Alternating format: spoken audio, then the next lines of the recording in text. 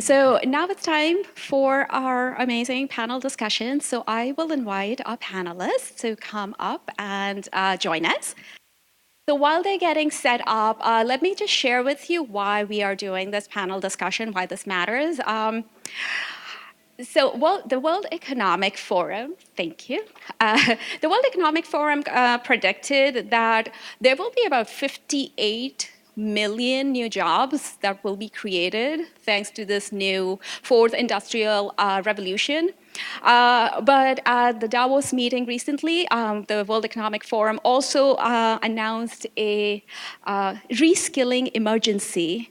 They have predicted that about 1 billion people will need to be reskilled because of impact of new technologies like artificial intelligence. So the timing of a panel could not have been better. So the way we have planned the flow for today is we received a lot of questions from a lot of you. So I've tried to incorporate as many questions as I can in today's panel. So we'll give about an hour to our panelists, and then we'll go into Q&A, at which point, if there's some questions we haven't gotten to, we'll make sure that we get to it. After the Q&A, we'll have a little time left over if you still wanted to meet with the speakers, but we'll make sure that they also provide some information, some ways to get in touch. And the Twitter handles are also in their bio up on the screen as well. So without further ado, I'll get started.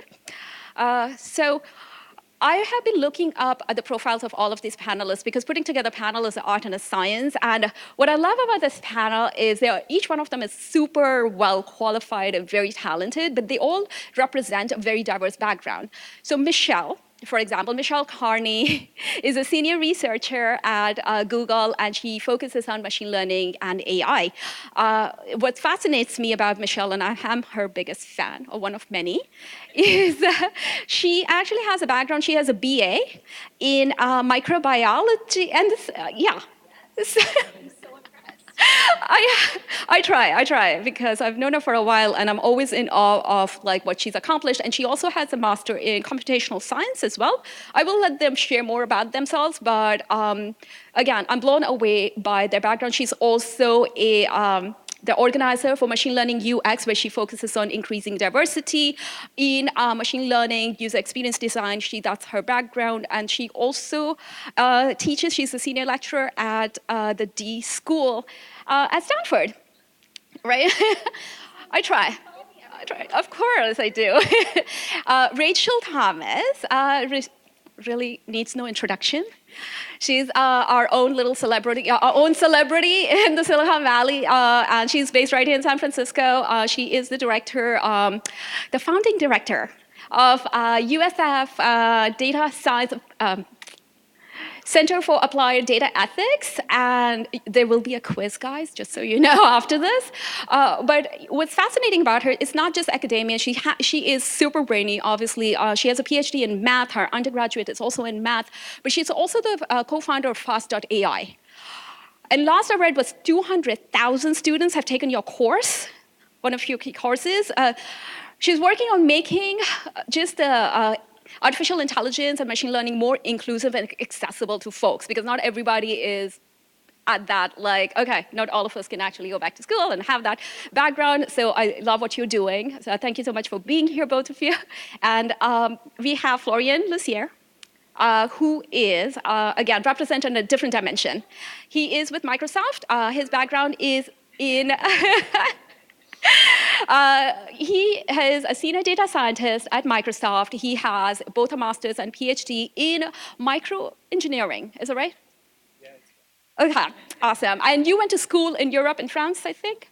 Switzerland. Okay, close. And he also has received numerous. He was also a visiting scientist at the University of Chinese University in Hong Kong. He has multiple awards from IEEE. Again, he represents a background which he's super focused on, like the traditional engineering background, how do you transition, and so on. So I would love, now, I could go on all day, as you can imagine. Thank you all so much for being here. So what I would love to do is start off with, what sparked your interest in AI and machine learning? Like, did you just get up one morning and say, hey, this is what I want to be doing? Or did it just seem cool? Or did you just make your way into it purely by accident? So. Yeah, I mean, I feel like I've taken a very kind of winding route to where I am. My original career goal was to be a math professor when I was doing my PhD, and then I was really kind of turned off by the toxicity and sexism in academia. And so I got a job in energy trading, and this was primarily because my college roommate was working at this company and liked it, and I wanted to go work with her. And that's where I first started working with data and really enjoyed that and was like, oh, this is really neat. So I moved out here to San Francisco and started working in tech, and I was totally kind of enamored at first, like, this is amazing. So exciting to be doing data science and be out here. And I guess that's when I started learning more about machine learning and also kind of seeing the promise of deep learning of like, wow, this seems really powerful and really useful. So it was kind of a gradual process, and I've gone back and forth between kind of academia and industry. So I was in industry for a while and have kind of come back somewhat to academia now.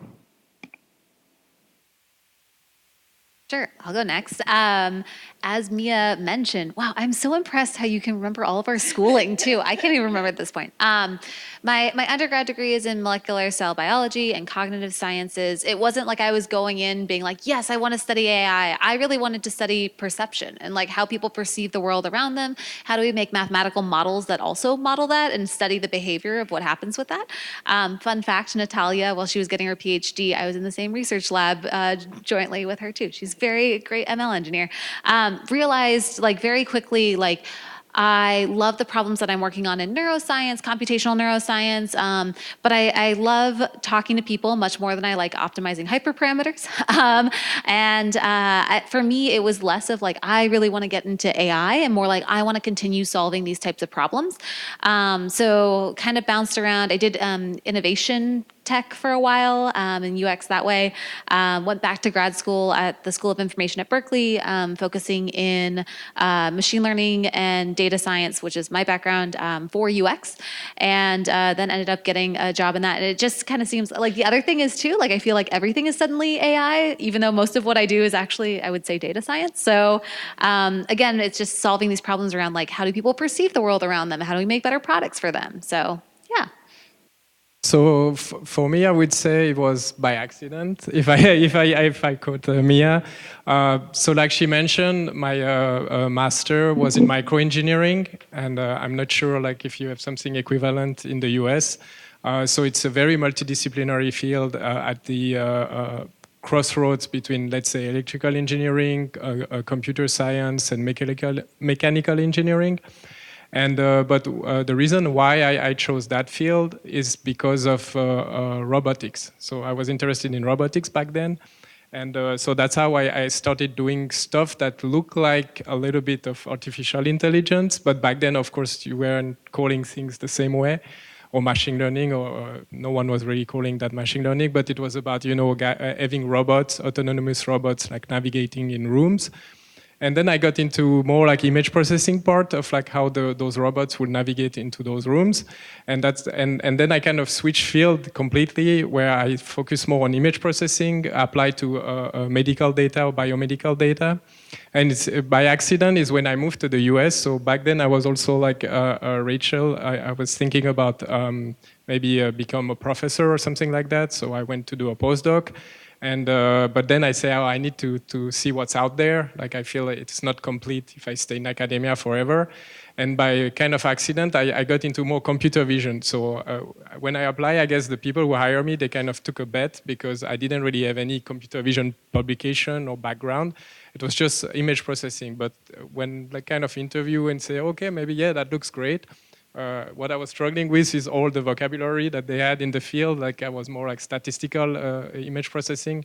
So a lot of things had been rebranded and made it fancy, and I was a little bit lost at the beginning. And that's how I really put the foot in the door. And that's where I started doing more like computer vision type machine learning. And yeah, that's how I got to the field, I guess. Awesome. Thank you so much for sharing. So here's the cadence we'll follow. Like the flow will be, we have a mixed group here. So we'll start with how do you get started in this field for folks who are getting started, for those who are making a career transition from technical, like related, unrelated roles, and then some career advice tips, job search tips, and so on, and resources. So, but before we get started, there's one question that came up and seems to be in a lot of people's minds, so I'll just ask it, get it out of the way. Do you need a PhD to be successful in AI and like AI-related roles? No. I don't have one. I hope not. Yeah, I would say absolutely not. And so with Fast.ai, which is a nonprofit research lab, one of our goals is really getting people from all sorts of different backgrounds and different domains into machine learning. But you have kind of whatever domain you're in and whatever your background is, there's value in that. And there's data and problems and ways of thinking that you're very familiar with and that have a lot to contribute. And in some ways, even kind of being, I don't know, encultured in academia and in the PhD world can be a downside in certain ways, because you kind of end up really getting the incentives around what publishes drive a lot of research and the types of questions that get asked, and that can end up being a bit insular and also a bit removed from what has kind of real world practical impact. Yeah, and just to second that too, like all of us in the room are an expert in something, and I would challenge you to embrace that, whether you're an expert in machine learning AI, or you're an ethnographer, or you're an economist. Like, you have your own expertise, and as we move more and more into the field, AI, I feel like it's just becoming more and more ubiquitous, and we need those diverse voices coming in with that different lens and be like, wait, have we looked at the problem this way? Have we looked at the problem that way? So yeah, and I don't think that you need a PhD in order to pursue that. I hope not. I don't have one, so I think I'm doing okay. Thank you. Yeah, I could just add, so I totally agree with what they said, and I would say, again, it's a very pluridisciplinary field, and by definition, when you do a PhD, you kind of narrow down the field and you get like an expert, and like Rachel said, you start publishing in very narrow field of people that are going to read your publication. Versus data science and AI, you want to expand, so you want to get outside of your comfort zone. So I would say the PhD, the benefit of the PhD is maybe at the time where you look for a job, for the visibility, it will help maybe on the resume. Maybe some companies still ask for that for certain role. I'm thinking about the AI researcher type of role, but that's a minority of roles. So I'm not saying it hurts to have a PhD, that's not what I'm saying, but you definitely don't need one. So this is out of the table again. Thank you. I feel so much better now. Okay. So how many folks here are just at the beginning of their AI journey and just getting started? Okay. You're in the right place. Welcome. So let's talk about something like you touched on, a formal degree versus, say, work experience. Who of you, of course, you might be a little biased because of your own backgrounds, but you work with a lot of folks in this field. How important is, say, a formal degree versus work experience? And if you're leaning more towards here, you need a formal degree of some sort, what kind of degree would you recommend to get started? And if you're thinking, okay, work experience is more valuable, what kind of work experience would you suggest people are trying to get into this field? So I think work experience is super useful, and coding skills are really important, but kind of working on practical projects. I do want to acknowledge there's sometimes a little bit of a disconnect between what's looked for in interviews and then what the skills are you need to do the job. And then there can be some balance in kind of how you spend your time in terms of how much you're trying to fulfill, learning the skills you need for the job, or kind of doing the things you need to do to jump through the hoops to get jobs at certain companies. And so I would say kind of the number one thing I think you can be doing, though, is kind of coding and working on practical problems if there are things you care about, kind of building a project around that. And also say I've taught at a boot camp. I have taught MOOCs online, and then I've also taught at the master's level. So I've kind of seen various forms of education, and they all have their pros and cons. And I'm happy to say more about that later if you're interested. But I've seen students succeed from all of those. So there's not kind of one right way or the only path, but there's a pretty wide variety of educational paths out there. Yeah, totally agree, Rachel. And just to like expand off of that a little bit more, like if you want to go get a higher degree, do it. Oh my gosh, it's so exciting. What an amazing time to spend like a couple years of your life for like really diving deep into some types of problems, learning more. And I don't want to stop you on that and be like, oh no, you can't get a job after that. Cause like, yeah, you totally can, like Florian was mentioning. But like Rachel was saying too, like I really hope that it's something that you're excited and you're passionate about. And I think that's also a great place to start when you're like, I don't have any projects on AI or whatever, but maybe you're a music collector. What if you did like a AI project on your own music collection? Or maybe you're a teacher and you do a natural language generation to encourage your students to keep up the good work, right? They enter one word and it turns it into a positive phrase. Like there's all these little things that you can do where you're learning bits and pieces of AI. And it can be out of the box machine learning methods too, like ML5JS or whatever. They make it very easy now where you still build up that expertise and you can get those portfolio pieces and you don't need to necessarily go back to school and get a higher degree. That being said, some of my favorite programs are, of course, like I did the Masters of Information Management and Systems over at UC Berkeley. It's a full-time degree for 2 years. But there's also a ton of online Masters in Data Science degrees, which I'm seeing pop up that really seem like they teach you the really strong fundamentals on how to do data science and everything too. So there's one out of Berkeley. There's quite a few online programs as well. Yeah. Florian. Yeah, I mean, the great things have been said. I would say the only required skill is passion. Like they said, you know, if you have passion, we tend to do well at things we are passionate about. So that will give you like the impulse you need to get to some fundamentals. I would say if I had to name a few, that would be very nice to have, but that's things you can build over time. It doesn't need, oh, now I have 1 month to acquire all those skills. But if I had to name a few, I would say from a technical perspective, of course, coding, I would say it's, I mean, I would connect that to the passion too, because I guess if you're already interested in AI, then you know that it's mostly software that are driving the decision and all the AI pipelines. So you might want to acquire those skills. And otherwise, I would say stuff like linear algebra and core like computer science or convex optimization, not going to hurt you, but it doesn't mean you need to have them right away. I would say if you come from different background, if you are exposed to data, whatever data you like or you're exposed to, could be you're working in a bank and you see like so many financial reports every day, or you're working as a biologist and you like collect so much data about all your experiments. Or I don't know, like you're working in ads, you're a marketing guy, and you're like also looking at so many reports from other companies and stuff like that. As long as you're exposed to data and you have the passion to look for a clue in the data and drive business decisions based on those data, then the skills will come naturally. And then there are tons of online tools these days, so you don't need to get a formal degree. And I think there is also a lot of work to be done at the recruiting level to not screen out people who don't have like the right degrees. So that's another thing, another topic. Yeah. So maybe I have a question for you, Florian. You mentioned alluded to skills.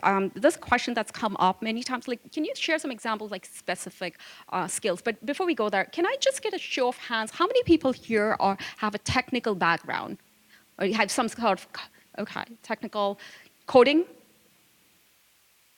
Okay, so the rest are non-technical or have a different, okay, got it. So can you talk a little bit more about the coding skills? We talked about coding, technical skills. What are the skills that needed to have a successful career? Because you all came from different backgrounds, neuroscience, microengineering, math.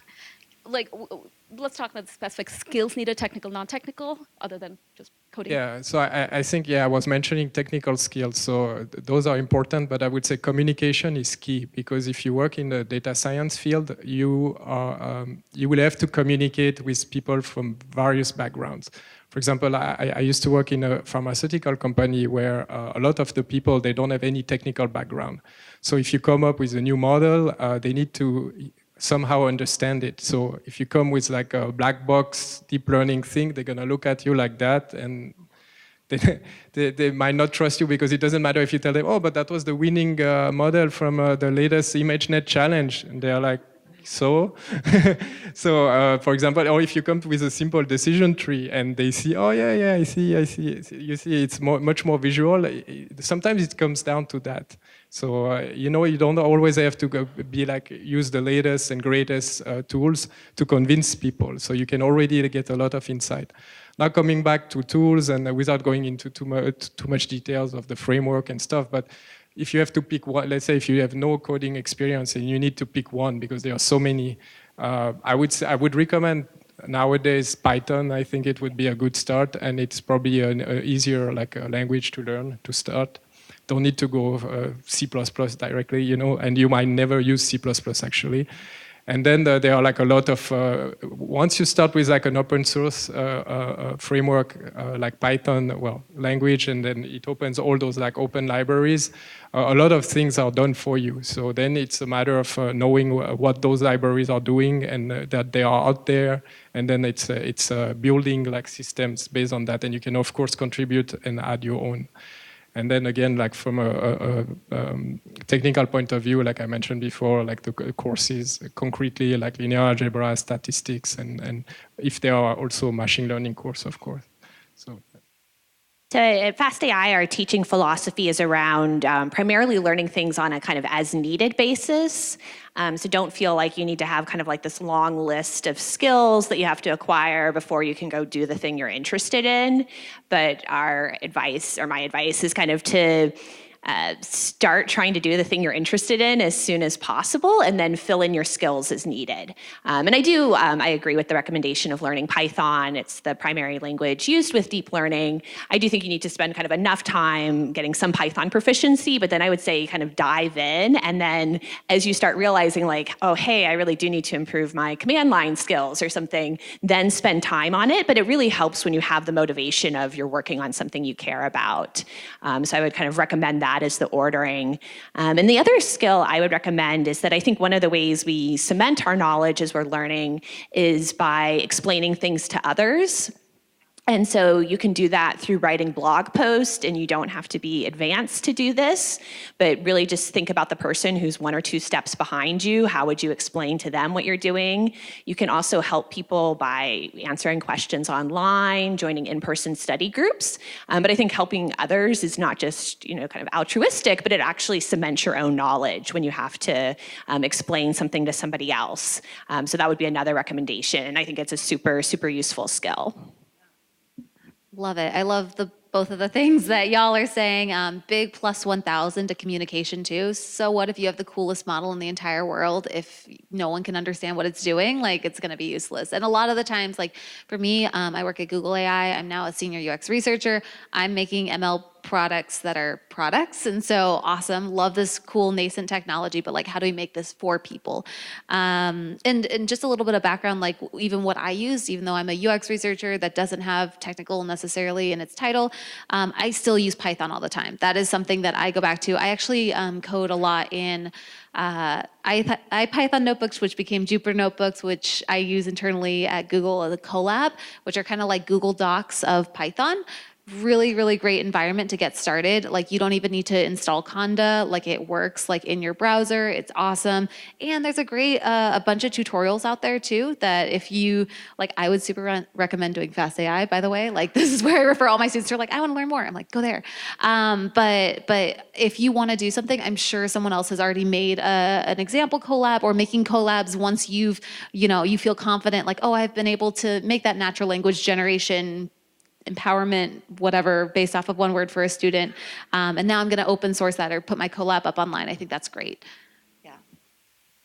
Awesome advice. So the theme I'm detecting is like we start with like, what are you passionate about? First of all, figure that out, and then you build the skills that are needed to actually support that. Mira Lane was on one of our panels. She's a director of ethical AI at Microsoft, and that's something she recommends as well. Like find a project that you're passionate about, and just follow and build the skills that you need to actually follow that. I have to give a shout out to Ian Mara, who runs our Berkeley AI meetup group. He's one of your biggest fans, Rachel, as well, as many are. So what he does is, in every one of our meetup groups, he takes a research paper. And what he does, he simplifies that and presents it, like has a discussion around it. So I feel there's so much value in taking something that's so super complex and making it simpler for folks, and you're helping others, but you're also learning in the process. I myself have learned to code like eons back, but I've never actually used it in my career. But I always have an app where I'm always like Python. Like it's just like something that it's like a skill. It's like I'm trying to learn French and I may never use it except when I go to France, but it's there, and it's just a matter of just polishing up when it's needed. So, anyways, that's my non-technical perspective. Yeah. And totally, like you don't need to be an expert in it too. You might learn a little bit of Python, and that just helps you empathize and build better products with other people because you're like, oh, I understand what function you're making and how that integrates to Flask, how I could then put it in a website or whatever. But you don't need to be necessarily the expert at it. And bingo, something that Florian said, which was very key, he said where he struggled with was the terminology. What it allows you to do, communication is about a shared language. So even if you're not an expert on Python, not a coder, but you can actually have a meaningful conversation if you understand the basics of what the person is trying to talk to you about. And it is not something about your technical background. It really comes down to how you communicate and you know enough to have that meaningful conversation. I was just going to make one note about in terms of finding a project you're passionate about. Also, it doesn't have to be something that's totally original. I sometimes see students kind of psych themselves out of like, oh, I can't think of something totally novel that's never been done. You don't have to. Just find something that's interesting to you. Even if plenty of people have done similar things, you're going to have your own spin on it. And if you're enjoying it and learning from it, that's kind of the important piece. Were you saying something, Florian? I was just saying, if you start and you're not proficient in Python, of course, so there are great resources too. So there's a great site like Stack Overflow. I guess everybody who has a technical background is spending quite some time on this website.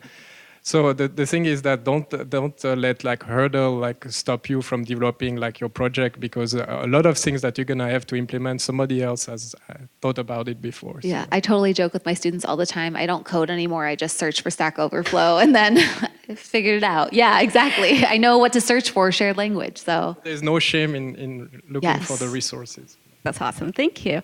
Okay, can I have a quick show of hands? How many people are in a transition mode? You already have some role that you're playing, technical or non-technical, but you're trying to transition into AI.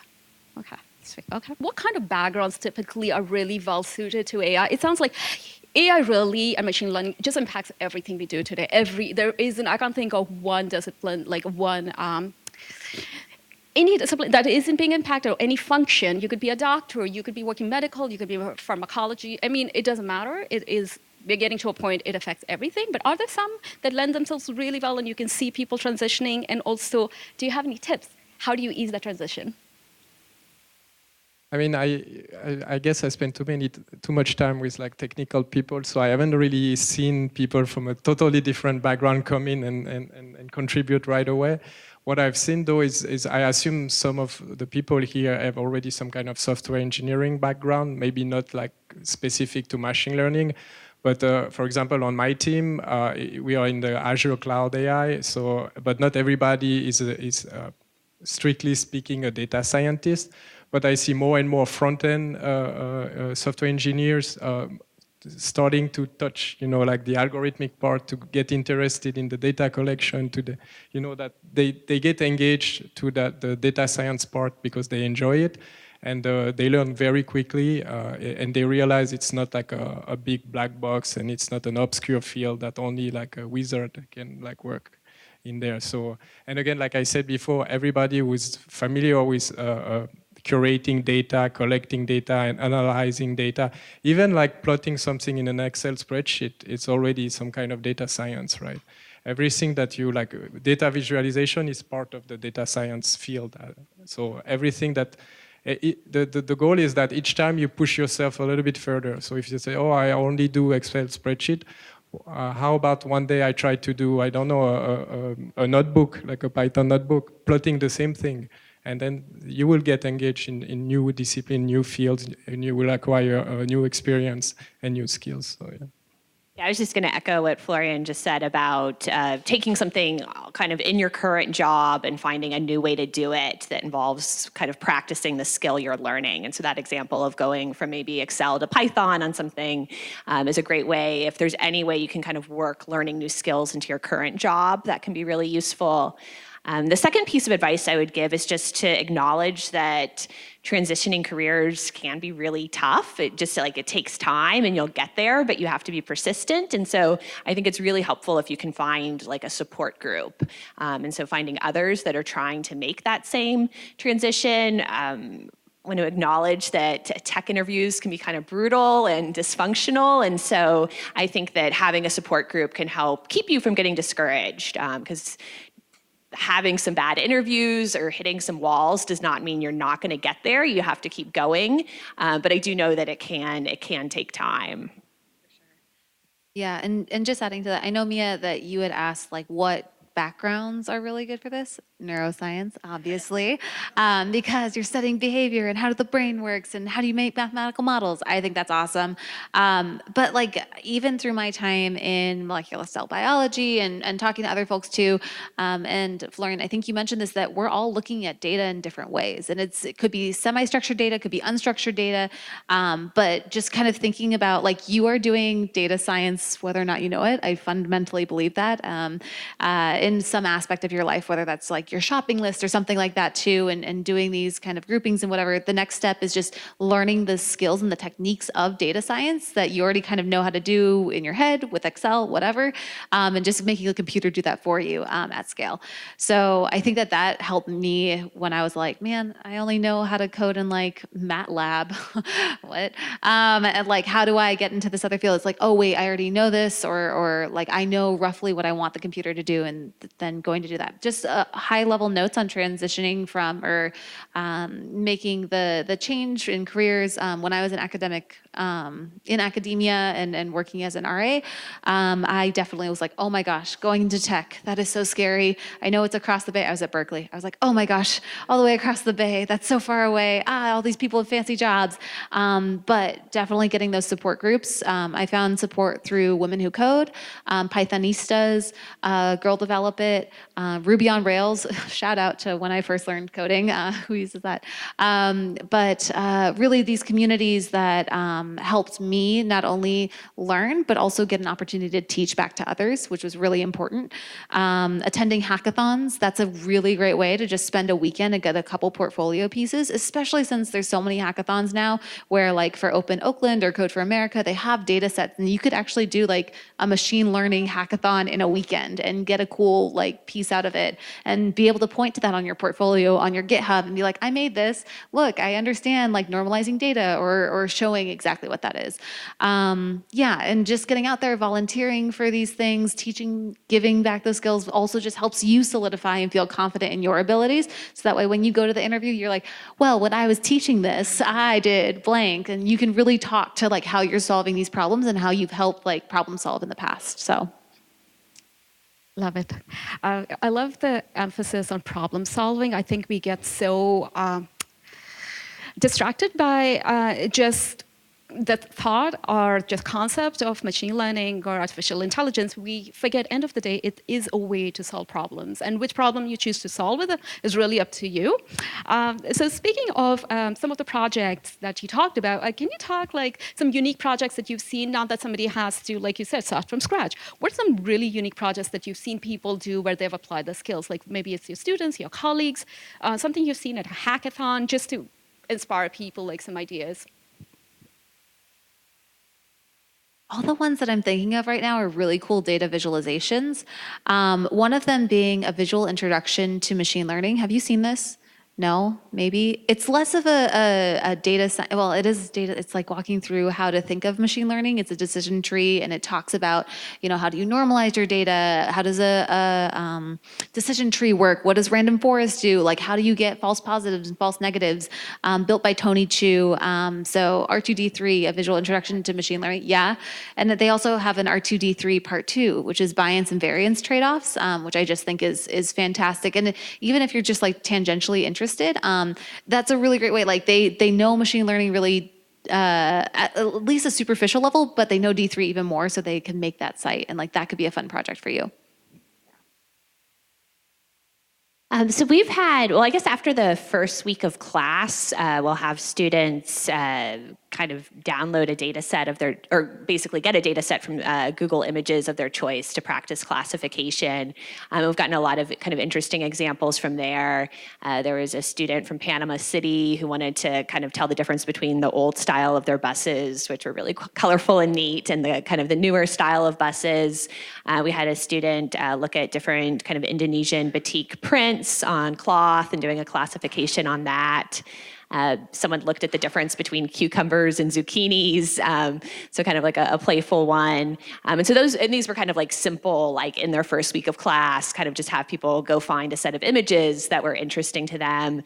We did have one student who had 16 cousins who ended up creating a classifier for his partner to be able to like tell the difference between his various cousins. So that was kind of like a personal twist on it.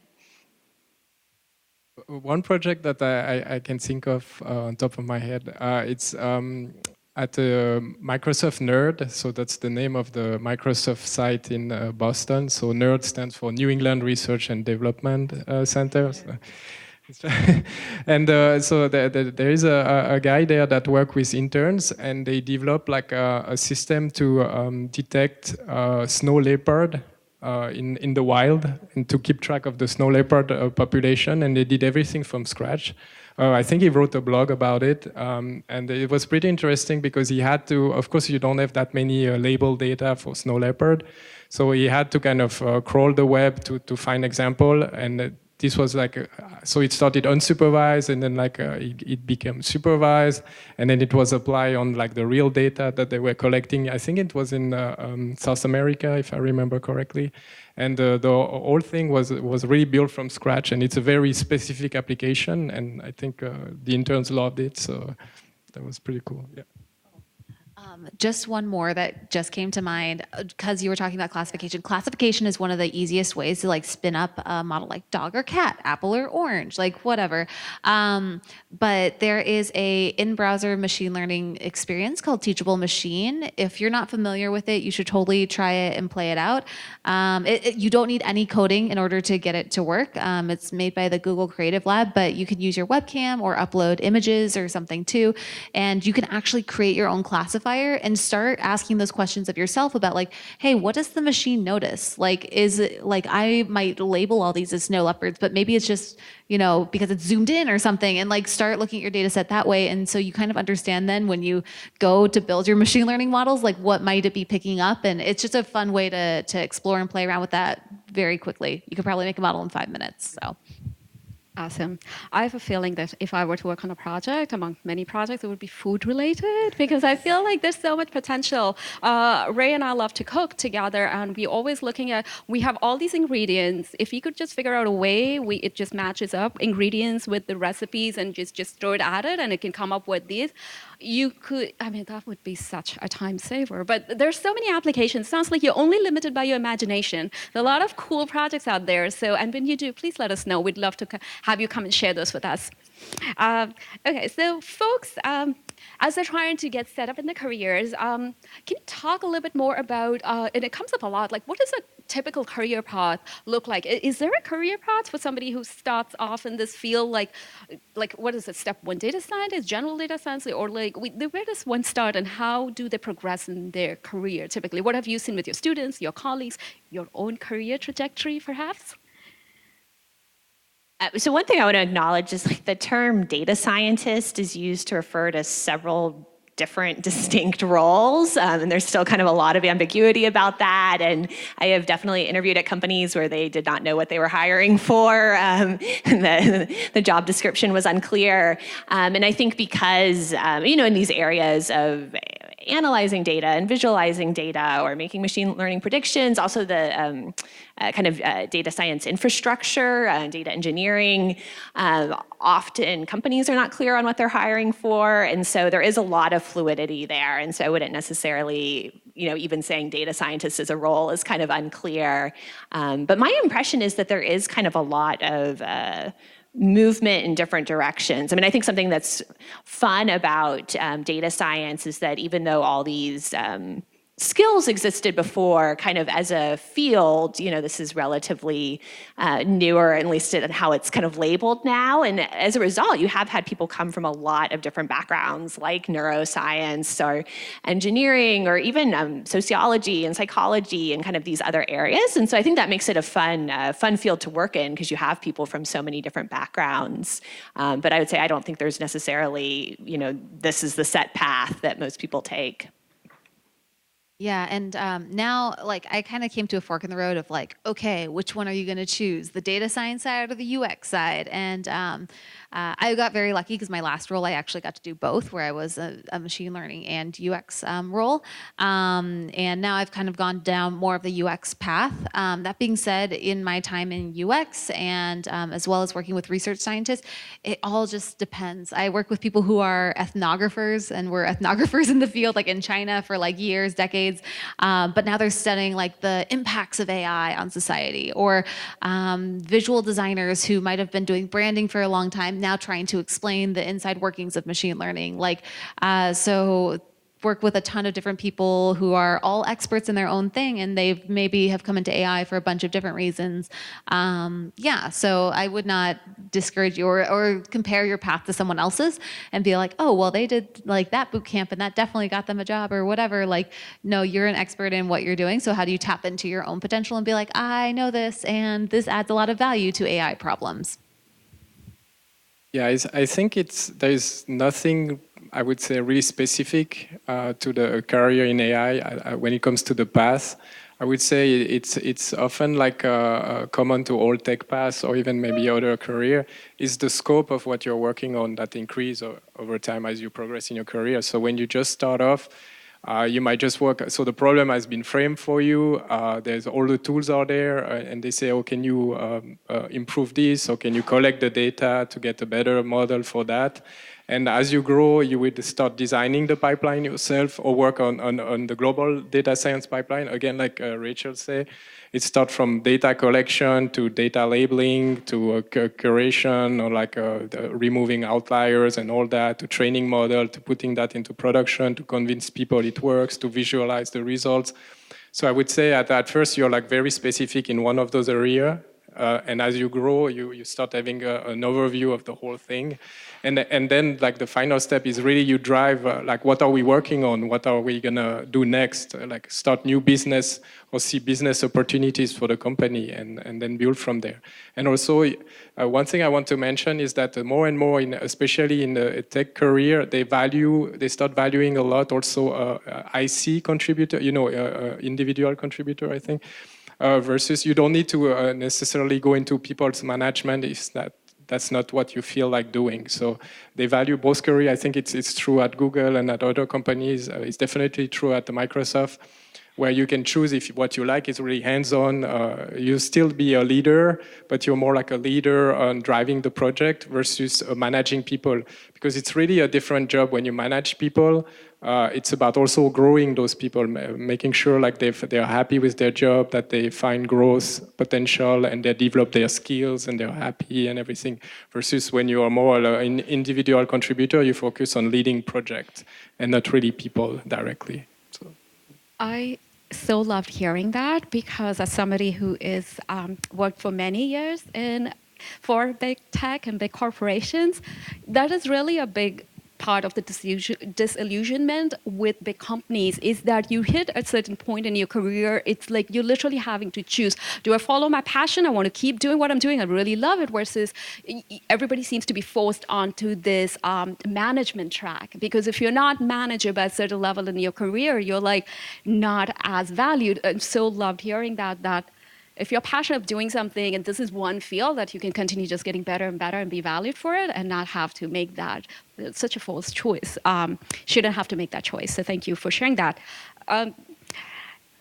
We talked about job search, so I do have a question for you. So say folks in this room went out tomorrow and did everything you said, they got the skills, and they're out there doing their projects, sharing it, teaching it, you name it, right? So now, job search, how do they find that opportunity? What's working in your opinion? You've made a career transition recently, and you work with a lot of students, and you work for a big tech company, and in your roles, where are you seeing other than, of course, there's a recruiter right here. You can talk to them. What are some other ways that have worked? Well, showing up to events like this really helps. Mia, you were so right that when events... Totally agree. Yes, read between the lines. When events sponsor, venues sponsor things like this, that's because there's roles that they're hiring for. And like, I know it can be... I get social anxiety. I'm like, oh my gosh, there's going to be so many people there and I'm going to have to meet them. But I always end up having a great time. And I would push you to try to set a lower like goal for yourself, like one event per week or something. And I know it can also be kind of expensive and time consuming too, but you never know who you're going to meet. And that could lead to a bunch of other options too. And especially great events like this where you learn a lot and everything too. By meeting those people, you are expanding your connections and letting them know, hey, I'm looking for something. I'm an expert in baseball card collecting and I now do data science on memorabilia or whatever. And people are like, oh yes, that's the memorabilia person who does data science or whatever. And like, then you're getting more and more people who are maybe interested in what you do and everything too. Yeah, definitely agree. I know years ago I got interviews out of people I randomly met in meetups. That can be really useful. There is just an amount of like you have to practice interviewing skills and kind of studying types of questions. And I think it's really helpful if you can find friends to practice with, because the skill of doing something on your own is very different than the skill of explaining it to somebody else in an interview, whether that's a pair programming interview or a whiteboard interview. And so practicing that. I think also trying to view interviews as even if you don't get the job, like hopefully you can learn something interesting. I know people that have like bombed a particular question in some interview and then gotten that exact same question in a different interview at a different company. And so if you can kind of learn from each experience. There are people that I have met during interviews where we did not end up working together, but we kept in touch and are still in touch years later when we're both at different companies. And so if you can try to see it as a chance to build personal connections, I think those things can help. I know interviews are stressful, but diffuse it a little bit if you think of it as like this is an opportunity to learn something and hopefully to meet somebody kind of regardless of the outcome. Yeah, so job search is always kind of a stressful time, I guess, especially when it's your first time looking for a job. I would say the first thing, of course, is to look for the open job. And nowadays, like there are great tools like LinkedIn and a lot of online resources. I would say the important thing when you look at, you will see a lot of openings, but they would all be labeled data science. And like Rachel said, this is like the word that doesn't mean anything anymore. So like read the job description carefully, because maybe if you are like more on the data management side, you're more a SQL guy and you're more interested in that, don't apply for a machine learning researcher job, at least not right away from fresh out of college. The other thing is once you find a couple of jobs or a few jobs that you're interested in, the next step is to get noticed. And that's where the networking part kicks in. So it's very important to build some network. I know it's not that easy when you're just a student because you haven't worked with, besides your colleagues, teammates in your university. And the other thing is the resume. So that's where like hard work at school pays off usually. So it's not, I don't need, like if I'm at school, I don't need to work hard because I will get noticed. So that's how recruiter works. So also talk to recruiter. What are their criteria when they screen resume and stuff like that?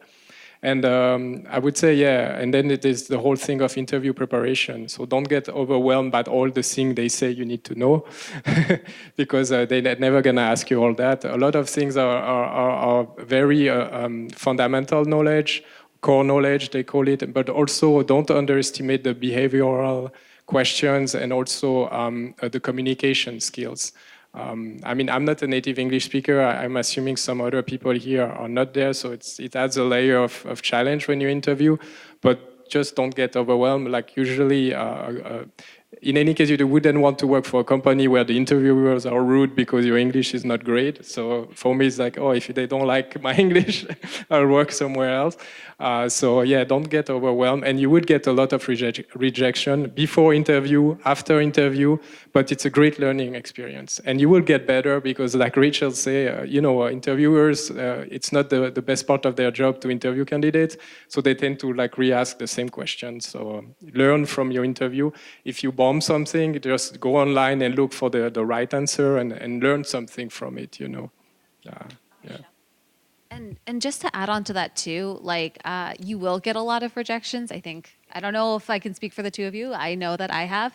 And it's okay. Like that's also okay. And that's just a part of the process. It all depends on like what the team currently needs, what your skill sets are, what jobs are open. And I think the biggest thing, Rachel, I love what you mentioned, that like it is another opportunity to meet someone cool in the field. You're spending time with them. You're showing them their skills, maybe what you're passionate about, the cool collab that you released about your sports memorabilia, data science. I don't know.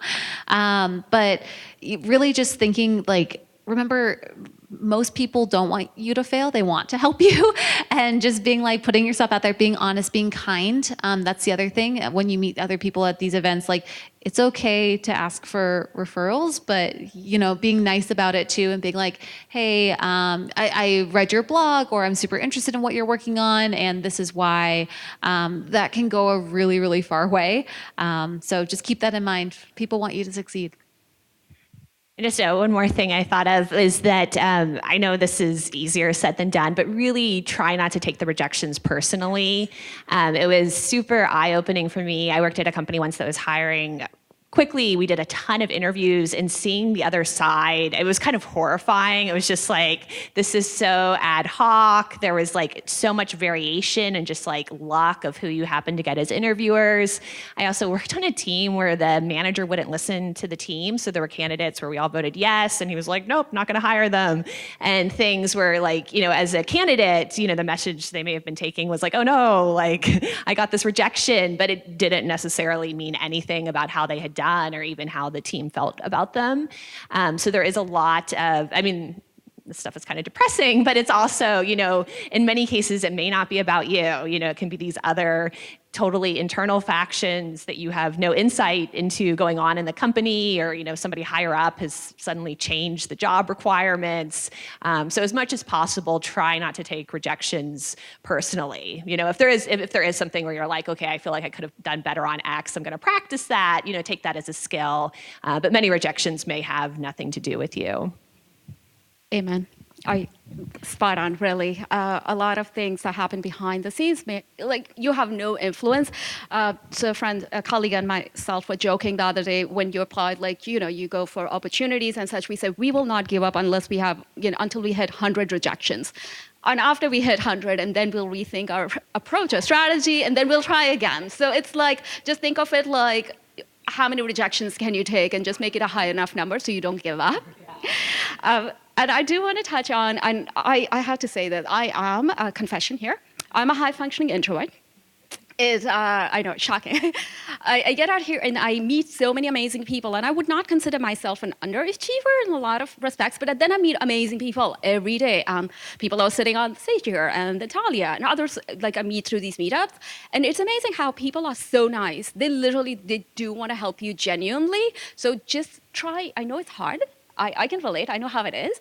Come out here, and we also encourage you to come volunteer very simply, because then you can even get some one-on-one time with folks behind the scenes, and they see the work you're doing. So yeah, just to paraphrase, just do it. It's worth it. It will be worth it. I promise you. Okay, so let's do some time machine. Right? We'll do a time machine, and we'll do crystal ball gazing. So if you were to start over your career today in 2020, where would you start? I think if I could do anything, I think I would want to be like an exotic animal rescuer and be like jumping out of helicopters. No, just kidding. But really, there's so much right now in the machine learning tooling space. like I mentioned, Colab, but also the Jupyter Foundation, which makes Jupyter notebooks. They're doing a lot of really interesting things where it almost is like you don't need to have the background to code to make these things. Like it's a lot of like who's using these tools, why are they using them, what features should be there to help other people come into the machine learning and data science space. So I think that that's a really exciting field. TensorFlow, a bunch of other ones, even AWS suite and stuff too, just because they're making machine learning accessible for everyone. And you could just learn a lot there. I mean, this is like, I mean, on a personal level, I've gotten just increasingly very interested in and concerned about a lot of the ethics issues we're seeing related to data science and AI. And I'm kind of focusing on that now full time, but issues around disinformation and surveillance and the erosion of privacy and unjust bias. And so really kind of looking at the societal impact of our work. And so this is, I don't know, maybe even too broad, but I think I'm really interested when I hear about like their programs to kind of get more people with tech backgrounds into policy and policy making. But I think really considering the social impact of our work and making that kind of foremost in our approach. And I will say that the problems we're facing, I think, are very interdisciplinary by nature. So this is just another kind of argument of why we need people from all backgrounds, but really thinking about kind of what are some of the highest impact, most urgent problems you can work on. For me, I would say if I could do stuff differently, I would probably tell myself, just be more bold, fearless. Just get outside of your comfort zone without thinking too much about it. For example, I feel sometimes I took like the simplest road. For example, I did a master in a lab, and then my master thesis advisor asked me, "Do you want to do a PhD? This has the potential, for 3-4 years PhD." I say, "Yeah, cool." I didn't even think about looking for other PhD in other labs. Go outside of like my school that I've spent already 5 years or 4 or 5 years. Go, for example, to the US much earlier on and try. Do different things a little bit outside of what I was comfortable with. And it's just retrospectively. I feel like when you are in the academic framework and you do 1 year, you graduate, you think like if you do 1 year that is not exactly on the like direct path, you are losing that year. But that's so not true. Actually, you are learning a lot. So don't hesitate to take on bets on different things, and they will pay off definitely in the long term or even shorter term. Yeah. Words to live by. I also mentor a lot of folks who are either starting off the career, mid-career, and so on. And I always tell them, and folks who are trying to leave the corporate world or just making this career transition, I always tell them the same thing. It's like there's no fast-tracking the transition. There's literally no way of knowing what it feels like unless you actually do it. There really is no substitute. And the hardest decisions you make will always pay off, but you'll always regret not making that decision sooner. You never ever regret the hard decision, but it's like you wish like, if I could do it over, I wish I'd just done it sooner, so I could have gotten started sooner, maybe 5 years back, and we would be in a different place. And so thanks for sharing that. So looking into the future, where do you see the space heading? But there was an awesome question that came through, and I have to ask this. Given that a lot of the work data analysts and data scientists are doing right now will be replaced by machines, that's a very optimistic point of view, granted. It's like, are you like, how much of the work is going to be replaced by data scientists? And literally the question is, are all the data scientists and analysts going to be replaced by machines eventually? Just looking in the future, what's your prediction? I think we are just at the beginning of it. So it's not like, oh, no, there are only a few tasks that are left to be done and all the rest is already automated. I would say, like, worst case scenario, be the one to implement those machines that are replacing data scientists. But of course, that's not the way it's going to work. I feel like keep a critical mind. This cannot be implemented yet. So as long as you keep a very critical mind, but that's valid for everything. You see so many the buzzword fake news online. You have to be very critical. You get a ton of information. In data science, you get a ton of data. Always take a step back and look at really what is in front of you before diving in and being already like lost in details. And yeah, so we are not yet in the future, right? Like the future question. So yeah, don't be worried about that yet. Yeah, I agree. Go and try it. It's kind of hard. But like the thing is about the world that we live in, there's a lot of unstructured data. There's a lot of data that, might be missing or something. It just needs human finesse in order to understand who collected this, why was it collected. We actually, at the class that I teach down at Stanford, we spend a whole week on just thinking about like how could different people have different motivations around collecting different data sets. Getting back to that ethical question too about like, how does that come through with the data? And I don't feel like that stuff can be automated because it's understanding humans' motivation and human emotion. And there's a layer of like artisticness, I don't know, creativeness that goes into it being like, well, how do I make sure that this is the right data set for the right type of problem that I want to be solving? So I don't know what the future holds. I hope good things. But I will say the thing that I am very excited for in the future, like I mentioned, machine learning is becoming so much more accessible to everyone, which that makes me very excited because I want like my mom to do machine learning models. I want like teachers that I went to school with to be using models in their classroom or building their own models that are custom to them. I want the bus driver to understand what machine learning is and understand like what that means for them. So we're seeing a lot more of these tools come up. Colab is a really great example, but ML5JS, I think I mentioned it before earlier. It's a JavaScript framework with a bunch of pre-trained machine learning models like PoseNet, ImageNet, Word2Vec, a bunch more, like a ton more. And that, like tools like that, I think make it so easy to put machine learning into other applications. And it's already like a really robustly trained data set. So like that's the other thing is that not needing to know the data science side of it to build your own models, but knowing what the models can do and how to work with them. So that way you can build out prototypes and test that with people and understand like, hey, do people perceive this? That's like what my job is. So that's what I'm really excited about for the future because I'm seeing more and more happen in the last year that I have not seen before. So Anil Dash wrote an article a few years ago saying there's no tech industry anymore because tech is being used in every industry, and so the label has become kind of so broad as to be meaningless. And I do think that will increasingly happen with data science and with AI, that it will be used kind of across all industries and will be less even kind of, of this separate thing, but it's something that's being applied to kind of all sorts of problems. In terms of the question of automation, I mean, when you think about if you're using an IDE that has any sort of, code completion, that's a kind of a little step towards automation of something making your job easier and more useful. And I think we'll continue to kind of see innovations like that, kind of making things easier. I don't like to make concrete predictions, but in general, I do worry about the impact of automation on society. I think it's more broadly kind of a policy question, and we really do kind of need to think about kind of how we want to respond on a policy level to that. I would add, on a positive note, I think in the future, I think we will see a revolution in the pharmaceutical industry in developing drugs, like very specific therapy. It's not anymore one fits all. It's going to be collect all the data for the patient to find the exact therapy for that particular patient at that particular time of his life. And I think hopefully that will like cure like a lot of different various forms of cancer, for example.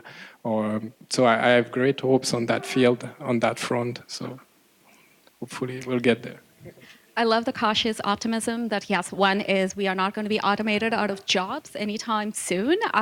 Also the fact that we do need to look at the ethics of the development of these technologies, for sure. And I think there's more optimism and positive developments. But again, it's more a lot of uncharted territory. And I have to mention one thing about data scientists. It's the funniest thing, as much as the hype that we hear about here in the media and what developments are happening, a lot of clients that I work with mid to large enterprises, they hire data scientists, but they don't actually have usable data. There's not a whole lot of out there. So we still have such a long ways to go. So I'm happy to see that's resonant tone and theme with all of you. Okay, so we will conclude with one last question, and then I'll turn it over to you guys for the Q&A. So we'll give you plenty of time. We'll have at least half an hour. Just a heads up that after the Q&A, we have to clear the space by about 8:30. So if we stay on schedule until 8:15, we'll go Q&A, and then you'll get some time to meet with the panelists after that. So stick around. So conclusion. Can you share one book, resource, it could even be a person, who has personally impacted your career trajectory, but also like someone that you would recommend that folks in this room definitely should follow and could learn from? But because my picks are definitely you folks, because I have to mention one thing about Michelle. She was on a Women in AI Ethics list, our original list. She is a treasure trove of amazing information. So follow her on Twitter. Rachel was the most admired women in AI. If you're not following her already, you should be following her too. I don't have a Twitter. Stalk him on LinkedIn. But we have some really amazing folks here. But I would love to hear, who do you look up to? Whom should folks follow other than yourself? Sure. If there's one, thank you, Mia, for your kind words. Thank you for always being so kind. Definitely Kathy Baxter for like one person to follow. She's Salesforce's chief AI ethics architect. Yes. I read her book on UX research like way back in the day when I was like first becoming a UX researcher. So I already had a celebrity crush on her. And then I was like, OMG, now you're doing all this ethics stuff. This is amazing in ethics and products.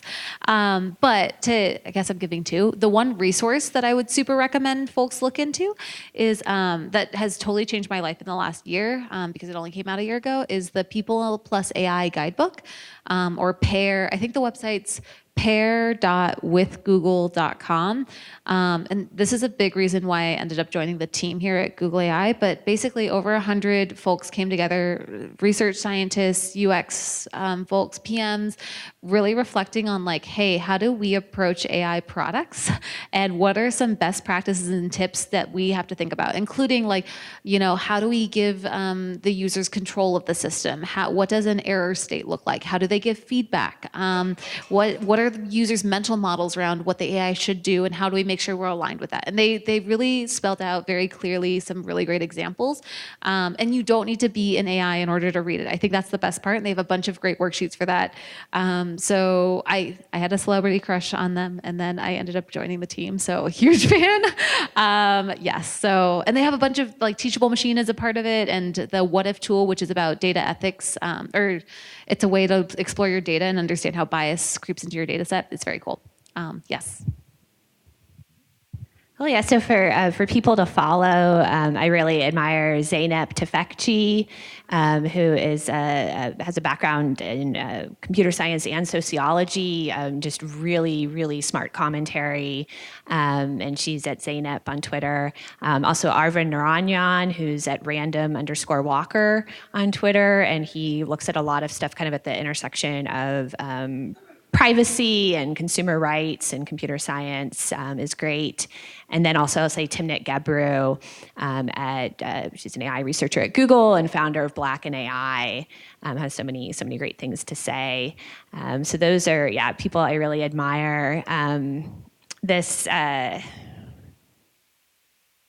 know I'm not supposed to say this, but with resource, like Fast.ai is really kind of me, like, and Jeremy trying to build kind of the resource I wish I had 6 years ago when I was first getting interested in deep learning.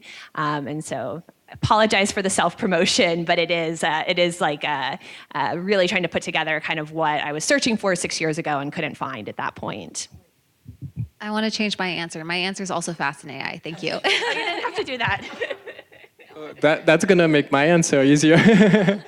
No, Plus one that? Yeah, I'll plus one that. No, for me, personally, it was, if I just, it's not somebody that you need to follow anything, but it was my thesis advisor that really had a huge impact on my trajectory.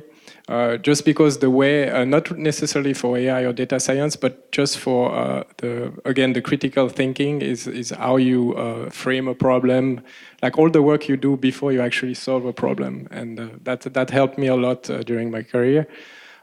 Then I'm not going to be too original for people in AI. I think Andrew Ng, I'm probably butchering his name, but has great YouTube videos, Coursera, and other. Quite recently, actually, I also kind of follow a guy called Alex Friedman. I think he's an MIT researcher. He has some cool blogs that go a little beyond like just the technical part of AI. So if you know the guy, and he has also I think a mailing list where he shares. So like let's say you don't have to go through all the proceeding of a CVPR to like he kind of does that for you and discuss like what he thinks were like the breakthrough for that conference. And so it's pretty useful resource. Yeah. Thank you so much. Can I just add one, my favorite pick? We've created a directory. If you're interested in learning more about the ethics of AI, we actually have an open directory with a lot of amazing women, including the folks who are on this panel. So you can just go in and you can find information about the area of focus and their link to the social profile. So a lot of great, talented folks out there working on saving and making the world a better place through AI. So I would definitely recommend checking that out as well. So that said, I would love, first of all, thank you all so much, taking time out of your busy schedules, sharing your talent. So appreciative. So first, a big round of applause for our panel.